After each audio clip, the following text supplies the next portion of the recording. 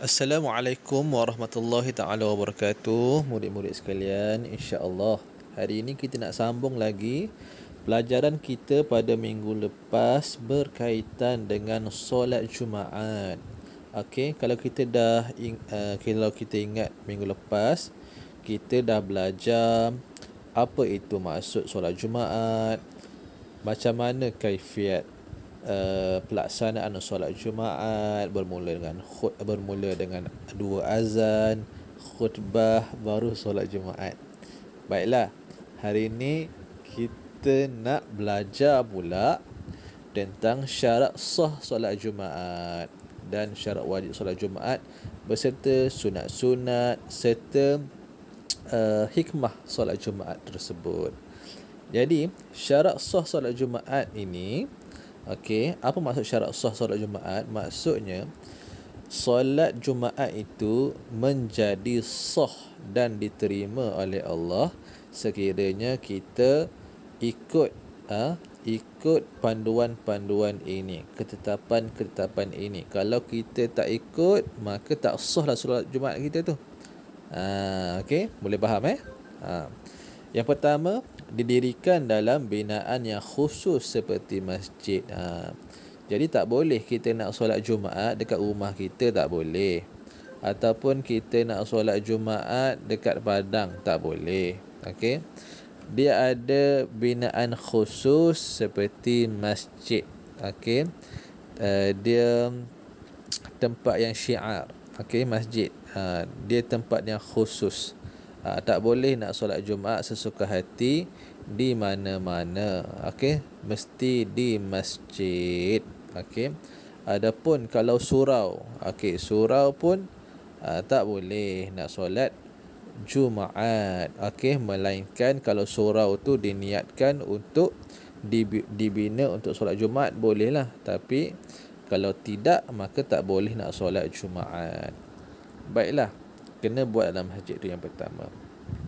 Yang kedua, bilangan jemaah yang cukup syarat tidak kurang daripada 40 orang, termasuk imam dari permulaan khutbah sehingga selesai solat Jumaat. Okey, mesti 40 orang termasuk imam. Kena 40 orang. Tak boleh kurang daripada itu kalau mengikut mazhab Syafi'i. Okey, kena 40 orang. Okey, 40 orang, orang yang tinggal kat situ lah. Orang yang tinggal dekat situ, orang kampung tu, 40 orang mesti ada. Okey. Kalau kurang tak boleh. Tapi sekarang macam mana ustaz, kadang-kadang sebab musim Covid ni hanya kadang-kadang 12 orang, 20 orang, kurang 40 orang, sah ke tak sah? Sah juga, tapi mengikut pandangan ulama lain. Tapi biasanya 40 orang lah yang mesti kena cukupkan untuk solat Jumaat ni. Tak boleh kurang Ketiga, didirikan dalam waktu zuhur. Ya, didirikan dalam waktu zuhur, bukan waktu asar. Okey, tidak boleh didirikan dua solat Jumaat pada satu tempat. Okey, tak boleh dua solat Jumaat dalam satu tempat. Okey, dua khutbah, dua solat Jumaat. Maksudnya ada imam lain dah selesai yang tu solat Jumaat, ada pula yang lain berimamkan yang lain solat Jumaat pula dekat belakang. Tak boleh Okey, kena imam tu satu sahaja.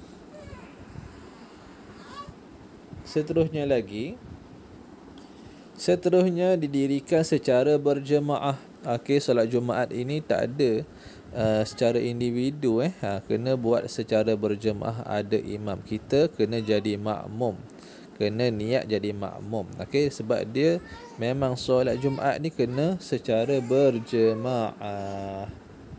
Okey.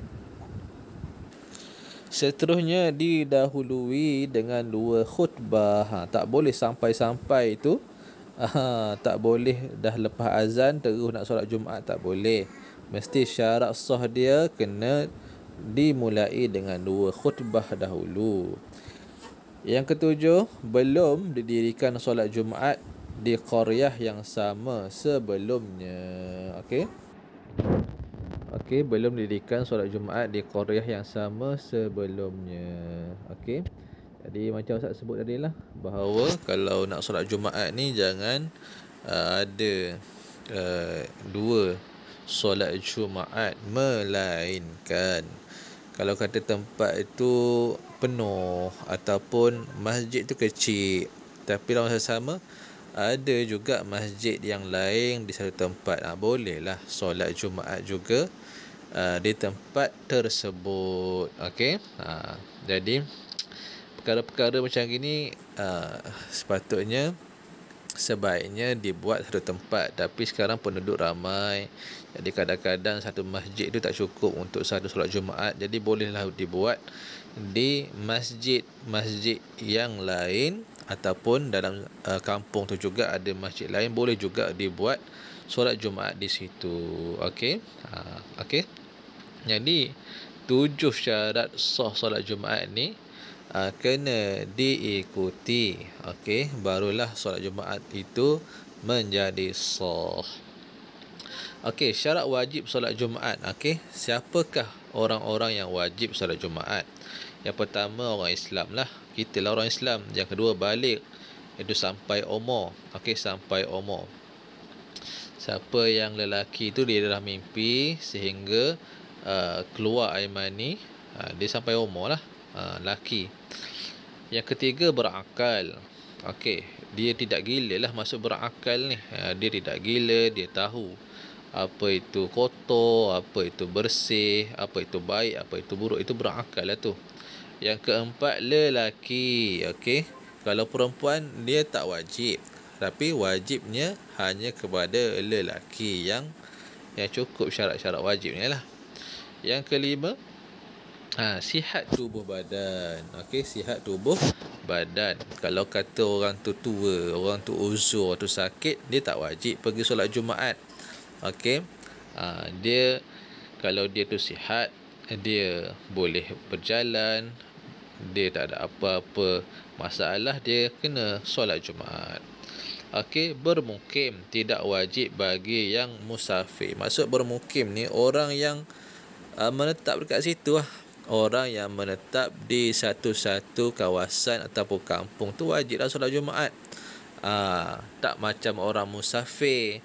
Kalau orang musafir dia ada kelonggaran. Okey, ada kelonggaran untuk dia tidak solat Jumaat. Okey, adalah syarat-syarat dia bagi orang musafir untuk tidak solat Jumaat. Okey, cuma nak bagi tahu orang yang wajib solat Jumaat ini yang tak boleh ada alasan-alasan apa-apa pun. Orang tu duduk kat kampung tu, dia dengar azan Zuhur pada hari Jumaat, dia kena solat Jumaat. Okey, dia kena solat.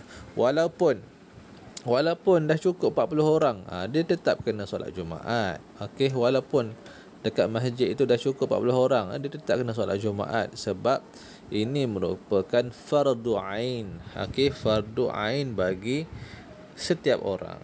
Okey. Yang ketujuh, merdeka. Maksudnya merdeka ni dia bukan hamba lah.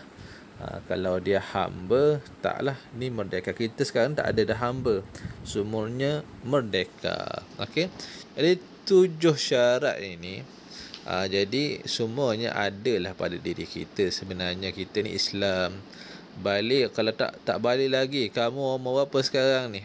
Contoh kalau kamu dah jah 5 kan, umur 11 tahun. 11 tahun ada dah yang balik. Dia tahulah yang balik tu macam mana kan. Mimpi, lelaki tu dia mimpi, maka keluar air mani, itu tandanya dia dah sampai umur. Dia dah kena wajib tu solat Jumaat tu. Wajib solat Jumaat. Kalau tak solat Jumaat, berdosa. Berdosa, dan dia kena tanggung dosa tersebut. Okey. Baiklah. Kita tengok pula amalan sunat sebelum solat Jumaat. Pada hari Jumaat ni banyak amalan-amalan sunat dia lah. Okey, jadi apa amalan sunat yang boleh kita buat sebelum kita pergi solat Jumaat tu? Yang pertama, memotong kuku. Okey, kita potong kuku. Biasanya kalau dah seminggu memang panjang lah kuku kita tu. Jadi boleh potong kuku hari Jumaat tu. Yang kedua, motong atau mencabut bulu di badan, bulu ketiak ke, bulu ari-ari ke, kalau panjang tu boleh potong hari Jumaat tu. Okey. Yang ketiga, mandi sunat Jumaat. Okey, mandi sunat Jumaat. Okey, ratakan air ke seluruh badan. Okey, dan niatkan masa sampai air tu kat badan kita, kita niat aku ni mandi solat mandi sunat Jumaat. Okey, ratakan air ke seluruh badan. Okey. Yang keempat, memakai pakaian terbaik. Tak mesti baru, tapi pakaian tu mestilah terbaik. Okey, pakaian tu mesti terbaik. Kalau boleh warna putih, cantik, okey, dan bersih lah. Pakai baju yang paling terbaik dan cantik. Okey, memakai wangi-wangian. Okey, memakai wangi-wangian. Bersegera ke masjid, datang awal ke masjid. Okey, siapa yang datang awal ke masjid ni dia dapat pahala yang besar.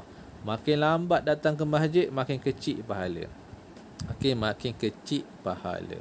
Siapa yang datang awal, pahala dia mungkin sebesar unta. Siapa datang lewat sikit, mungkin sebesar lembu. Okey, seterusnya kambing. Akhir sekali yang paling kecil sebesar telur ayam sahaja. Jadi kita nak pahala besar ke pahala kecil? Datanglah awal. Lepas tu iktikaf dalam masjid. Okey, iktikaf di dalam masjid. Okey, sebelum kita iktikaf tu, okey, kita masa masuk masjid itu kita boleh baca doa masuk masjid lah. Bila masuk masjid itu, kita niat iktikaf dalam masjid dan kita solat sunat tahiyatul masjid. Okey, solat sunat tahiyatul masjid, jangan duduk lagi. Masa tengah berdiri tu, sebelum duduk, solat sunat tahiyatul masjid. Okey, dan niat iktikaf. Yang kesembilan, banyakkan membaca Quran, berzikir dan berselawat. Dah datang awal tu mungkin tak azan lagi kan, isi masa tu dengan baca Quran, zikir ataupun banyakkan selawat pada hari Jumaat. Okey. Yang terakhir, diam mendengar khutbah. Masa khutbah dibacakan tu, kena diamlah. Diam. Ini bukan sunat, ini mesti diam. Dan dengar khutbah itu dengan teliti. Apa yang nak disampaikan oleh khatib pesanan tu, kita kena dengar dengan teliti. Okey. Kita tengok hadis ni daripada Abu Hurairah radhiyallahu anhu, bahawa Rasulullah sallallahu alaihi wasallam bersabda, maksudnya sesiapa yang mandi pada hari Jumaat sebagaimana mandi junub, lalu berangkat ke masjid lebih awal sehingga mendapat saf yang pertama, maka seolah-olah dia telah mengorbankan seekor unta. Macam Ustaz bagi tahu tadilah. Okey, mandi sunat Jumaat macam mandi wajib lah. Ratakan seluruh badan air itu dan niat aku ni solat sunat Jumaat.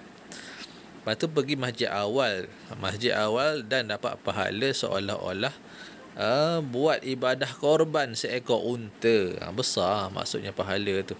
Besar pahala tu kalau pergi awal. Baiklah. Seterusnya, perkara yang dilarang ketika khutbah. Ketika khutbah, apa yang dilarangnya? Tak elok kita buat. Tidur. Sebab itu, kalau boleh sebelum Jumaat tu kita rehatlah. Kita rehat betul-betul. Jangan pula kita tertidur. Seterusnya, bermain dan bergurau. Jangan duduk diam-diam, dengar dengan teliti. Bermain dan bergurau jangan sesekali, tak baik. Dah dalam masjid, ketika khatib baca khutbah pula kita bermain dan bergurau, sangat buruk akhlak tu. Okey, bermain telefon jangan, tinggallah telefon. Kalau bawa juga nak scan QR code ke, MySejahtera ke sekarang ni, masa khutbah simpanlah telefon dalam poket, jangan dibuka, silent. Okey, bercakap-cakap semasa baca khutbah jangan, tak baik. Dilarang bercakap ketika khatib sedang membaca khutbah. Jika tidak, hilanglah, luputlah segala pahala Jumaat tersebut. Jadi dapat penat je lah. Penat. Okey, hikmah solat Jumaat antaranya melatih diri menjadi hamba yang taat kepada perintah Allah. Okey. Yang kedua, merapatkan ukhuwah dan memupuk perasaan kasih sayang. Okey, sebab kita solat Jumaat ni jumpa kadang-kadang saudara-saudara kita, kawan-kawan kita. Bolehlah kita bersalam dan bertegur sapa kan. Mendengar nasihat, teguran, bimbingan dan pedoman daripada khutbah. Okey. Yang keempat, mendapat pahala dan ganjaran yang besar. Besar pahala solat Jumaat ni, dan dia wajib dilaksanakan bagi orang yang cukup syarat-syarat wajib tu lah. Melatih diri melakukan perkara yang baik secara berjemaah. Okey.